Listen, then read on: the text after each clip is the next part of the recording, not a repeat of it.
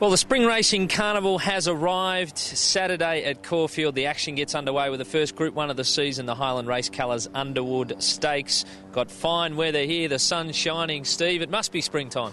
Certainly must be, Sean, and looking forward to a fantastic program at Caulfield this coming Saturday. Of course, Caulfield for the next 2 weeks. In effect, it seems like we've created another week, and that's going to give us intriguing racing not only this week with the Underwood, but following up with the Rupert Clark 7 days later. And we've got a terrific 9-race program at Caulfield, free entry, of course. Black Caviar will make a cameo appearance. And there's races of tremendous intrigue and depth.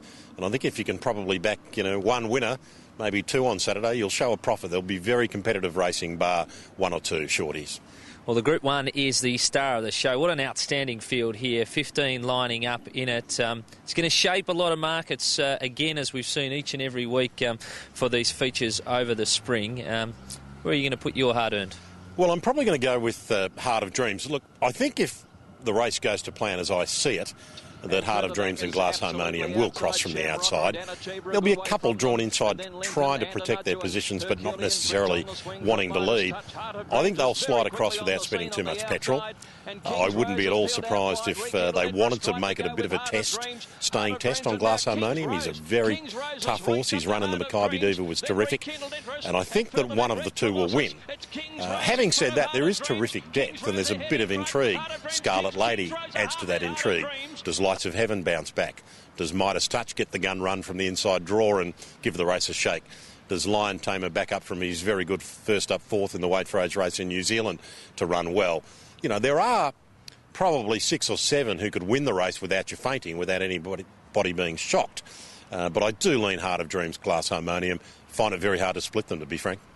Well, you're looking for the horses that are going to be racing up on the speed there. You mentioned Midas Touch in that race. Don't tell me you're tipping a stablemate in the naturalism. Yes, I am. I'm tipping At First Sight. December draw, out to qualify for the Caulfield Cup, has been ultra impressive to date. There are a few precedents against him, a few horses of his ilk who've gone into this race with similar form who've been knocked off.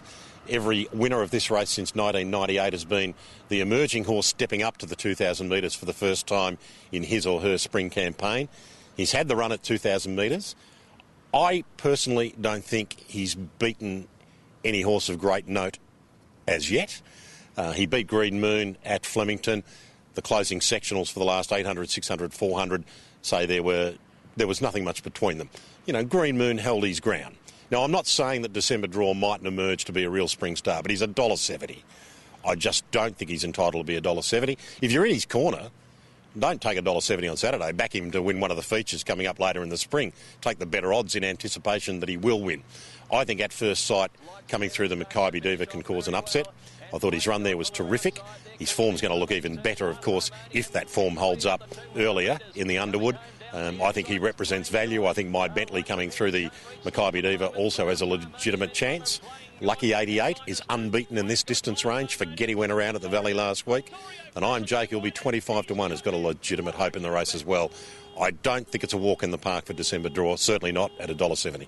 Oh, we might need to go a little bit wider in our quaddies then after Steve's assessment there. Quickly on the 1,000 guineas prelude. Halliwell Bell for you? Yes, probably just ahead of Celebrity Girl, not much between them, but I thought Halliwell Bell each way might be the safer option. I think she'll just have the perfect stalking run from her draw. Celebrity Girl has drawn 2. Might have to hold a spot. If she does and she reproduces what she saw at Flemington, she's going to be mighty hard to beat. Early markets had Halliwell Bell favourite. I think that might turn around on race day, and I would probably rather back Halliwell Bell each way, but not much in it. And what about your best bet for us on the card? Best bet on the program, Sean, I thought was Test of My Patience, race 5, number 2. I seriously rate this horse. I think he's very, very good. I think he'll win a good race this spring. We saw him return at Caulfield, run his last 632.4. They don't go much quicker than that anywhere, anytime. And I trust the sectionals there at Caulfield. You can get some flattering ones at the Sandown 1000 and down the straight at Flemington. They're legitimate at Caulfield. That's a cracking run. I think he'll step out and win again. In fact, his only danger might be the stablemate Rightfully Yours, but I'll be on Test of My Patience.